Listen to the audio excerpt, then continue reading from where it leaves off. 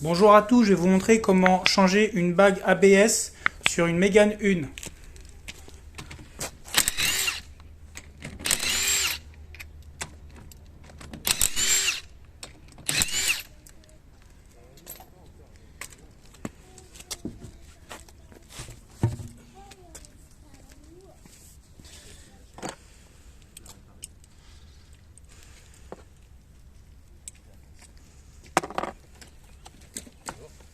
Bonjour.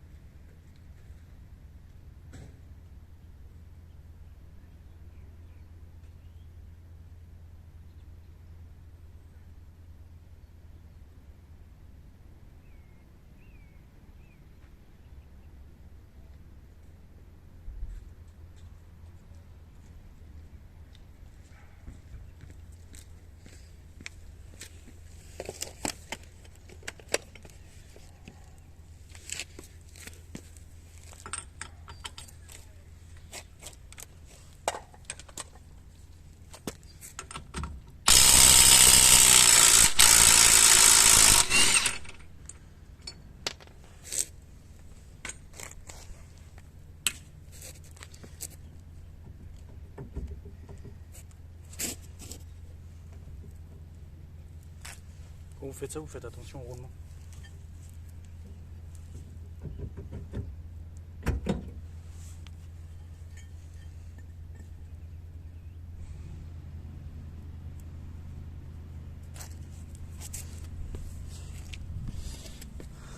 Donc le roulement, il est là. Et il y a la partie qui est là-dedans. Donc nous, on va changer le palpeur d'ABS qui est ici.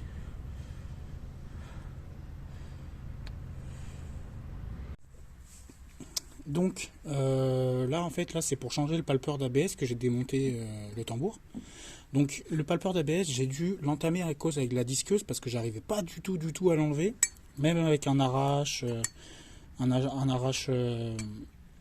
roulement, surtout essieu pour prendre avec les griffes.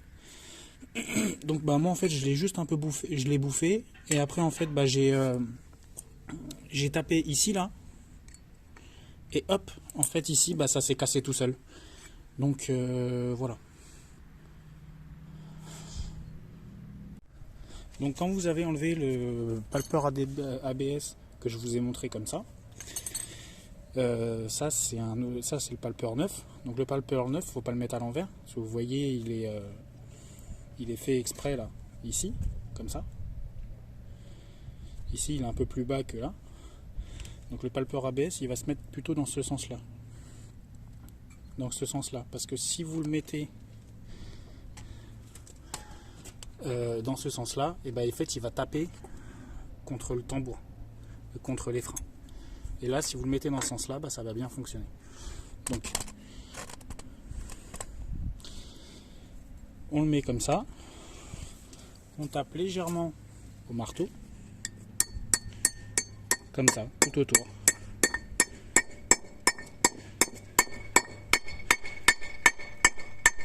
Il n'y a pas besoin de taper fort pour le... Il ne faut pas l'abîmer.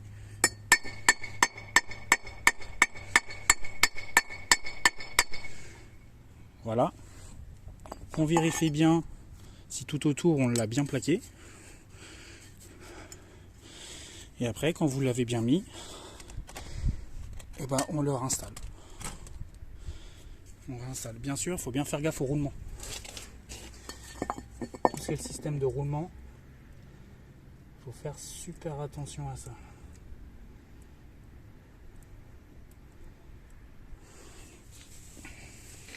Parce que lui, le roulement, il a toujours de la graisse, mais il ne faut pas l'abîmer.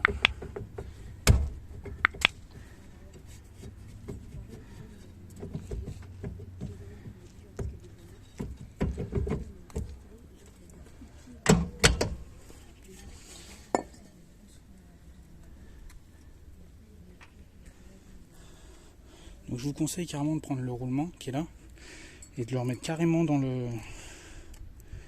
à l'intérieur. Avec tout ce qui va avec.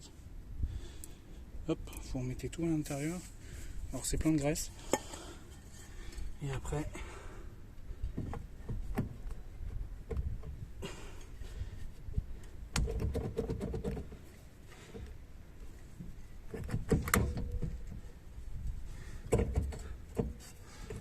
si ça veut, voilà. Et là vous voyez. Donc après, quand vous avez remis le tambour et bien remis le roulement à l'intérieur, vous mettez le boulon, excusez-moi, l'écrou à la main. Il ne faut jamais le mettre avec la machine. Il faut éviter parce que ça c'est la vis carrément, cette grosse vis elle est carrément connectée à l'essieu. Donc si vous bousillez la vis, après il faut changer le train arrière. Et là après vous pourrez bien sûr le visser à la machine quand vous l'aurez mis.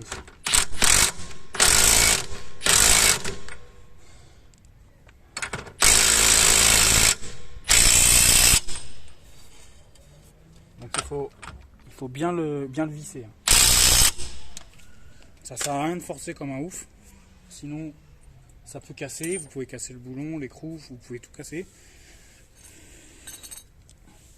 Après quand vous avez fait ça, donc moi comme ça, comme j'ai pas arraché le cache-poussière, il faut juste le remettre. Donc là vous voyez ici, il y a ici là en fait c'est un peu on va dire mangé exprès pour rentrer le cache-poussière. Donc quand vous mettez votre cache-poussière, vous le mettez bien en face comme ça. Des fois il peut rentrer tout seul, après ça dépend du cache-poussière, ça dépend du fabricant. Donc là moi il est rentré tout seul. Et vous tapotez. Ça sert à rien de taper de taper trop fort, parce que sinon vous allez tordre ça et ça. Après vous allez le déformer, si vous n'en avez pas d'autres, après la poussière va aller dans le roulement et après ça va tout abîmer. Donc là, le palpeur ABS est changé. Donc là tout est bien. J'avais changé le capteur parce qu'en fait à ce moment-là en fait il y avait un problème électronique et un problème. Le problème électronique en fait il a mangé un peu le capteur. Donc c'est un peu mangé le capteur. Excusez-moi, le palpeur ABS. Et le capteur, en fait, lui, il était complètement usé, en fait, au niveau où il y a les petites lamelles en métal et qui captent. Donc ça s'allumait tout le temps. Et là, aujourd'hui, en fait, quand on démarre la voiture, ça s'allume pas, mais dès qu'on roule, en fait, la voiture n'arrive pas à détecter la roue en fait, quand elle roule. Donc voilà. Donc là maintenant, je vais remettre la roue.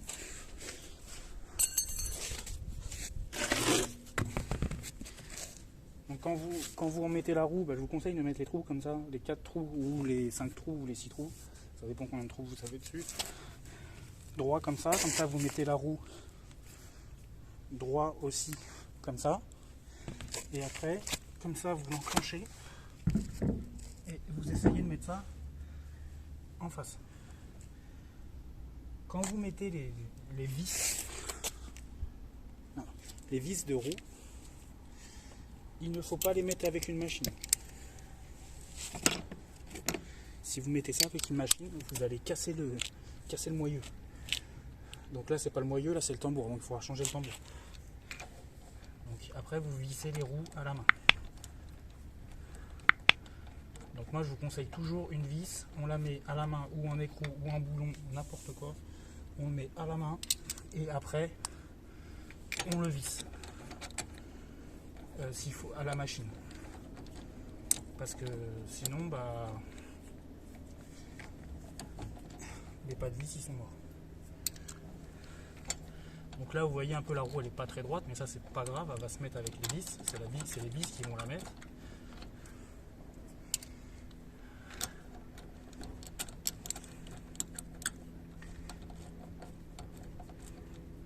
Voilà. Là, on replace un peu la roue quand elle tient. C'est à bout de bras, une roue à force c'est lourd.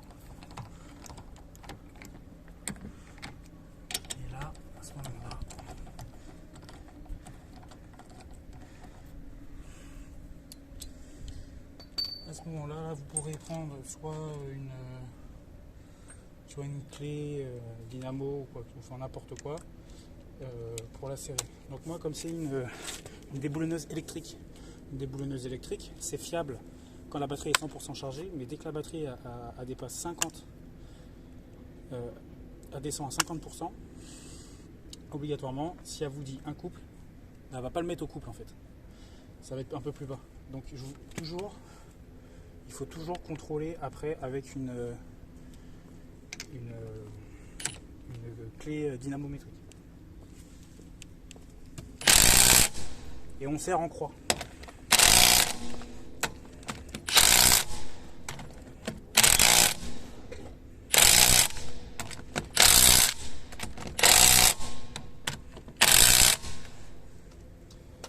Voilà.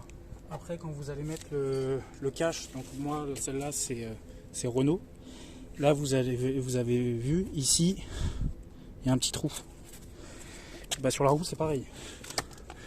Il y a un petit trou. Donc ça en fait c'est pour enlever le cache. En fait prendre un petit tournevis plat ou n'importe quoi, ou une clé à LED, n'importe. Donc après ça il faut bien le mettre en face du trou. Comme ça la clé à laine sortira. Et de toute façon, il y a des ergots exprès pour pas se tromper. Donc voilà. Bonne journée à vous, au revoir.